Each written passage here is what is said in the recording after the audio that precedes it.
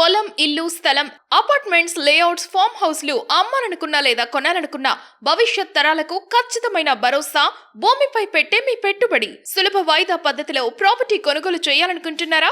Contact JK Properties. You dream it, we find it. 7799936999. మంచి జీవితం కావాలంటే 5 సూత్రాలు పాటించాల్సిందే. ప్రతి వారు జీవితంలో ఎదగాలని అనుకుంటారు. దానికోసం నిరంతరం శ్రమిస్తారు.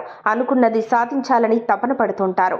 ఏదో మొక్కుబడిలా కాకుండా మంచి కార్యదీక్షతో ఉంటే ఏదైనా సాధ్యమే.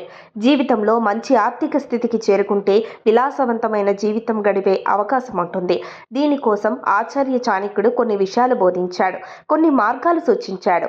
వాటిని పాటిస్తే మనం కూడా మంచి స్థితికి చేరడం ఖాయం. విద్య లేని వాడు వింత పశువు అన్నారు. చదువుకుంటేనే కదా మన తెలివితేటలు పెరిగేది, మనకు అన్ని విషయాలు తెలిసేది. చదువు రాకపోతే మనకు ఏది అర్థం కాదు, దేని మీద కూడా అవగాహన ఉండదు. దీంతో మనం జీవితంలో ముందుకు వెళ్ళడం కష్టం. చాణక్యుడు బోధించిన నీతి సూత్రాల ప్రకారం మనిషికి విద్య అత్యవసరం. అది లేకపోతే మనుగడ సాగించడం కష్టం. మన ప్రవర్తన కూడా మన స్థాయిని నిర్ధారిస్తుంది. మనం మంచి లక్షణాలు కలిగి ఉంటే మంచివాడిగా, చెడు విధానాలు ఉంటే చెడ్డవాడిగా చూపెడతాయి.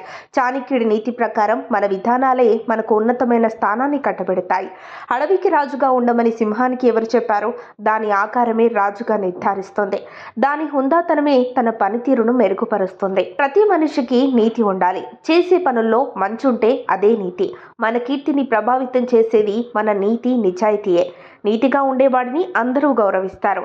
అదే అవినీతిలో ఉండేవాడిని అసహ్యించుకుంటుంది. నీతి అనేది మనకు అలంకారమే. మనలోని గుణాన్ని బయటపెడుతుంది. మనకు శ్రీరామ రక్షగా నిలుస్తుంది. దీన్ని నమ్ముకుంటే జీవితంలో ఎదగడం ఖాయం. ప్రతి మనిషిలో దానగుణం దాగి ఉంటుంది. ఇతరులకు దానం చేయాలనే గొప్ప సంకల్పం ఉండాలి. అలా అయితేనే పరోపకారంతో మనకు మంచి జరుగుతుంది. అంతేకాని నీకు నీవు బతకడం గొప్ప కాదు, 10 మందిని బతికించడం గొప్ప. ఈ విషయం తెలుసుకుంటే మంచిది. మనిషిలోని దాతృత్వమే అదృష్టం కలిగిస్తుంది. అన్నింటిలో మనకు మంచి జరిగేందుకు కారణమవుతుంది. జీవితంలో ఎదగాలంటే సమయం ముఖ్యం. మనం ఎప్పుడు చేసే పని అప్పుడు చేస్తేనే దానికి మనుగడ ఉంటుంది.